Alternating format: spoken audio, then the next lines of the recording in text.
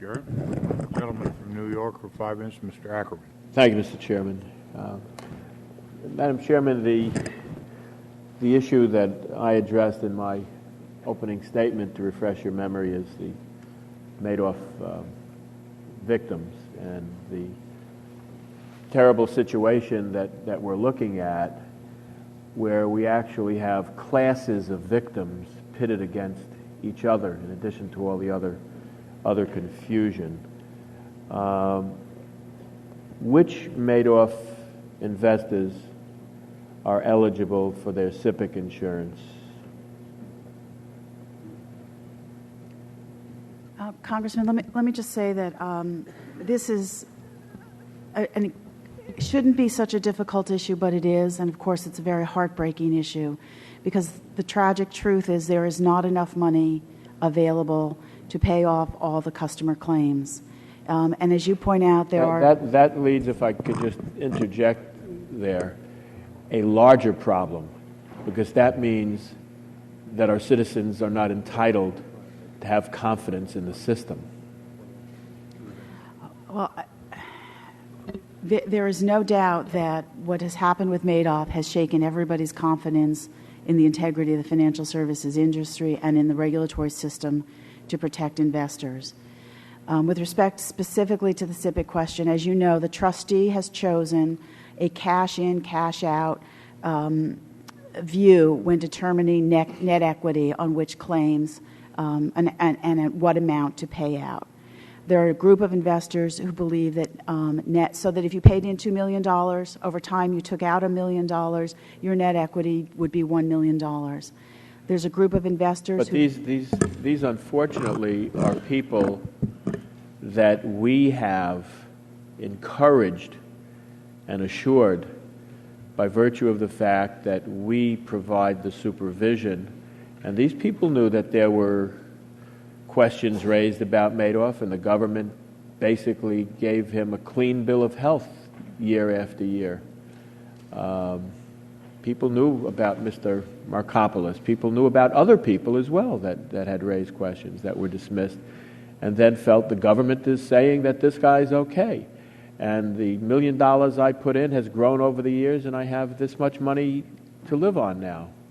I understand that, and there is a group of investors who feels very deeply that their net equity on which they would be paid should be determined by looking, as you point out, at their last account statement. So they may have paid in $2 million, but that amount of money has grown to $10 million, and they were relying on that $10 million to be there for them. Well, they weren't relying on the $2 million, which they were, of course. They were relying on the government's assurance that they had the $2 million. And they made life decisions based on that. I understand. Where do you come down, Madam Chair? Well, we've been meeting with SIPC and with the lawyers for the investors who would like to calculate the net equity based on the last account statement, in hopes of trying to find a way to settle this matter between the two groups, to expedite getting these payments out to people who are very dependent upon them.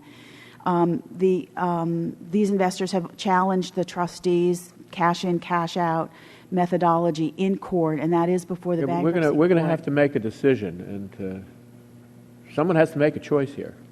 I understand. And a woman, here's a case. A woman who has a small business, publishing business, she sells it for $3 million. She's taking out of, and that's everything she owns in the world.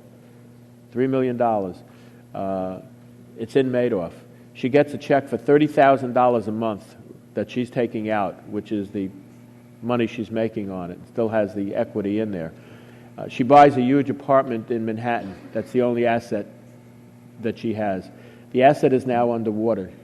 She spends the $30,000 a month paying her taxes, paying her mortgage and her maintenance and her living expenses. She's done this for a couple of years. Suddenly, 1 month when Madoff turns himself in, she has no income. The unit she lives in is upside down, as they say. She can't sell it for what it's worth. She owes $15,000, $20,000 a month in carrying charges, can get nothing from it if she sells it, and has $1,500 in her bank and is waiting for her $30,000 return from Madoff. She's homeless. She has no assets. Her $3 million has been stolen. And then on top of that, she's being told she's being told that the $30,000 a month that she's gotten, that she's paid taxes on with half and half to her mortgage, she suddenly owes back because of a clawback thing that they're claiming. Where's she going to get the $30,000 a month that she's collected to give back? I mean, these people are absolutely destitute. And they were reliant on the government's seal of approval that this guy is legit, that he's up and up. How can we turn our back on these people? We cannot turn our back on them, and we should not turn our back on them. And I'm committed to working as aggressively as we possibly can with SIPC to take the most expansive possible view of how to repay these claims, and to do it in as quick a fashion as they possibly can. That specific issue is before the bankruptcy judge right now. I don't have, although I'd be happy to get for you, some indication of timing when it might be resolved. But I agree that we need to push very hard to make people whole to the greatest extent possible. I thank you for your concern and your actions. Mr. Chairman, if I can just have another couple of seconds to add. Some of our colleagues have raised an accountability question, and I just want to compliment the chairman. That rather bombastic initial hearing that we had with people from the agency before us that got an awful lot of attention because it was the first one. The chairman called me immediately after the hearing and says she was aghast at some of the things that she had heard during the testimony. You mean she called you too? Yes, she did, and even me. And by the end of that week, 2 of those people were gone from the agency. And I just want to say that that's accountability that I've never seen in my 14 terms here. And I want to thank the chairman for her swift action and dedication to her mission. Thank you. Yield back the balance of my time.